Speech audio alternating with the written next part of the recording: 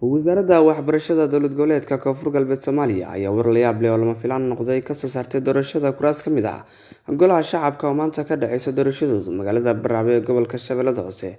Qoraalka ka soo baxay wasaaradda ayaa waxaa si gaar ah looga hadlay kursiga tirsigiisu uu yahay 260 oo ay u sharaxan yihiin Maxamed Yuusuf Xasan oo ah wasiirka waxbarashada dowlad goboleedka Koonfur Galbeed iyo Mudane Cali Abuukar Maxamed. Wasaaradda ayaa hambalyo horudhac u sii dirtay wasiirka wasaaradda waxbarashada dowlad goboleedka Koonfur Galbeed Maxamed Yuusuf Xasan oo maanta u tartamaya kursigan, kaas oo la soo warinaya in si gaar ah loogu xareeyay dhammaan mas'uuliyiinta, agaasimayaasha iyo howlwadeennada wasaaradda waxbarashada dowlad goboleedka Koonfur Galbeed. Waxay hambalyo iyo bogaadin u dirayaan wasiirka wasaaradda waxbarashada dowlad goboleedka Koonfur Galbeed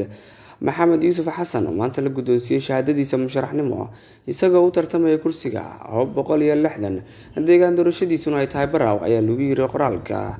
Dhacdadan ayaa noqotay mid dhif iyo naadir ah kuna cusub siyaasadda, gaar ahaan doorashada Soomaaliya oo ah mid dadban isla markaana laga soo calaameeyay qaladaad aad u fara badan. Si kastaba, kursigan la filayo inuu kusoo baxo wasiirka wasaaradda waxbarashada dowlad goboleedka Koonfur Galbeed